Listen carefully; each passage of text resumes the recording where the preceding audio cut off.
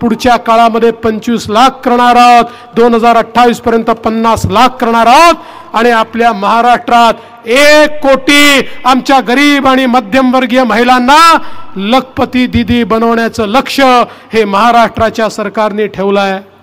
आपण लेक लाडकी सारखी योजना आणली। या योजनेच्या अंतर्गत आपल्या घरी मुलगी जन्माला आली, मुलीच्या जन्माचं स्वागत झालं पाहिजे, घरी लक्ष्मी जन्माला आली असं प्रत्यंतर घरच्यांना आलं पाहिजे। म्हणून आपण निर्णय केला, मुलगी जन्माला आली की 5,000 रुपये, पहिल्या वर्गात गेली की 5,000 रुपये, 7व्या वर्गात गेली की 7,000 रुपये, 11व्या वर्गात गेली की 8,000 रुपये, 18 वर्षाची झाली की 75,000 रुपये, असे 1 लाख रुपये त्या परिवारामध्ये आपण देतो, जेणेकरून मुलीच्या आगमनाचं स्वागतच त्या परिवाराने केलं पाहिजे। आपण दुसरी योजना या ठिकाणी आणली। खऱ्या अर्थानं आज आपण पाहतोय शिक्षणाचा खर्च मोठा वाढलाय।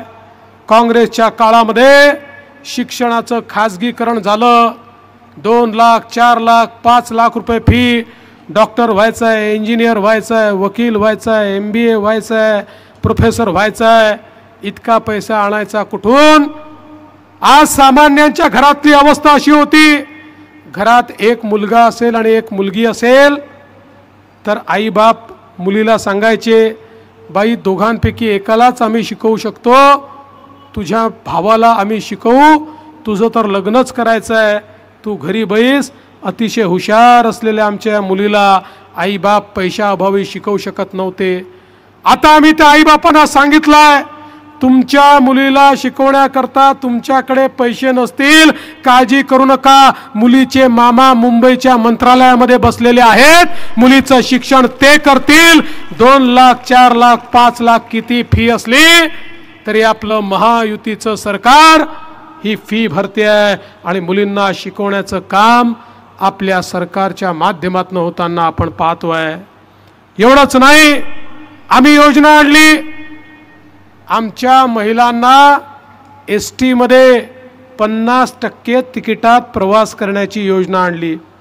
मी तुम्हाला गंमत सांगतो, योजना आणली, ST महामंडळाचे लोक धावत आले मुख्यमंत्र्यांकडे, माझ्याकडे, म्हणाले साहेब ही योजना बंद करा।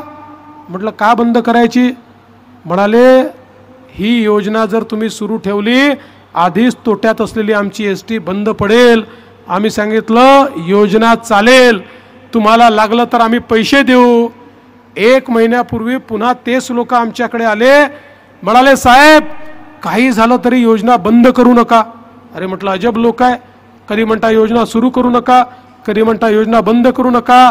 ते म्हणाले साहेब ही योजना सुरू झाल्यापासनं इतक्या महिलांनी STत प्रवास सुरू केला की तोट्यात असलेली आमची ST फायद्यामध्ये आली, त्यामुळे आता तुम्ही ही योजना बंद करू नका। मग मी देखील थोडी माहिती काढली तर माझ्या लक्षात आलं, आमच्या सगळ्या लाडक्या बहिणी आजकाल आमच्या भाऊजींना म्हणतात तुम्ही घरी बसा, कुठे जायचं असेल तर STने मीच जाते, मला अर्धच तिकीट लागतं, तुम्हाला तिकीटही दुप्पट लागतं आणि तुम्ही गेल्यानंतर पान तंबाखू खर्रा मावा ठर्रा काय काय करता आणि सगळे पैसे बर्बाद करता, मी गेली तर पैसे वाचवून परत येते। त्यामुळे माझ्या लाडक्या बहिणीच आता या ठिकाणी फिरायला लागलेल्या आहेत। आणि त्यासोबत मुख्यमंत्री माझी लाडकी बहीण योजना आपण आणली। बहिणींच्या खात्यामध्ये 1500 रुपये महिना आपण त्या ठिकाणी देणं सुरू केलं।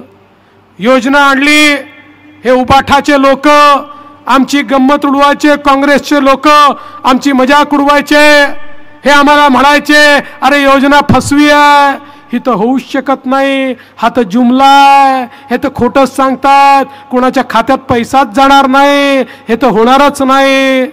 अरे त्या सगळ्यांच्या नाकावर टिचून 2.5 कोटी बहिणींच्या खात्यामध्ये नोव्हेंबर पर्यंतचे पैसे टाकून दिले। पण बहिणींनो लक्षात ठेवा, जसे आम्ही तुमचे सख्खे भाऊ आहोत, मार्केटमध्ये काही तुमचे सावत्र भाऊ देखील फिरतायत।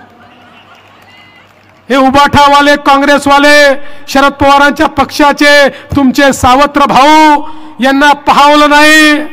आमच्या बहिणींच्या खात्यात पैसे चालले, हे लोक हायकोर्टमध्ये गेले. यांचे अधिकृत निवडणूक प्रमुख महाविकास आघाडीच्या माध्यमातून हायकोर्टात गेले आणि म्हणाले या ज्या योजना आहेत, लाडकी बहीण योजना, लेक लाडकी योजना, मोफत शिक्षणाची योजना, या सगळ्या योजना म्हणजे पैशाचा चुराडा आहे. या योजना बंद करा अशी मागणी या सावत्र भावांनी न्यायालयामध्ये केली. पण तुमचे भाऊ त्या ठिकाणी होते. आम्ही न्यायालयात बाजू मांडली आणि न्यायालयाने सांगितलं लाडकी बहीण योजना सुरूच राहील, ती बंद करायची कुठली आवश्यकता नाही. आणि आता लाडक्या बहिणींनो, आपल्या मुख्यमंत्र्यांनी काय घोषणा केली आहे? निवडणुकीत पुन्हा सरकार आल्यानंतर 1500 रुपये नाही 2100 रुपये लाडक्या बहिणींच्या खात्यामध्ये जाणार आहेत. पण लक्षात ठेवा, आमची लाडकी बहीण सुलभाताई या ठिकाणी लढते आहे. ही लाडकी बहीण गेली तर पैसे वाढवण्याकरता हात वर करेल आणि उबाठा बिबाठावाले गेले तर तुमची योजना बंद करण्याकरता हात वर करतील. त्यामुळे लाडक्या बहिणींकरता लाडकी बहीण निवडून पाठवा, हे सगळ्या ठिकाणी आलेलो आहे. आज महाराष्ट्रामध्ये ज्या प्रकारची औद्योगिक प्रगती आपण सुरू केली, हे सकाळपासून रात्रीपर्यंत एकच घोषा लावतात, उद्योग गुजरातला गेले, उद्योग गुजरातला गेले. अरे उघडा डोळे आणि बघा नीट. या महाराष्ट्रात उद्धव ठाकरेजींचं सरकार होतं. जोपर्यंत मी मुख्यमंत्री होतो, महाराष्ट्र गुंतवणुकीत पहिल्या क्रमांकावर होता. उद्धवजीचं सरकार आलं, पहिल्या वर्षी कर्नाटक पहिल्या नंबरवर गेला, दुसऱ्या वर्षी गुजरात पहिल्या नंबरवर गेला. पण आपलं सरकार पुन्हा आलं. मी लगेच सांगितलं आता बघा आमचं सरकार आलंय, आम्ही काय करतो, पहिल्याच वर्षी आपण पहिल्या क्रमांकावर आलो. गुजरात कर्नाटक सगळ्यांना मागे सोडलं. आणि या वर्षी तर एकूण गुंतवणुकीच्या 52% गुंतवणूक एकट्या महाराष्ट्रात आली आहे, एकट्या महाराष्ट्रात.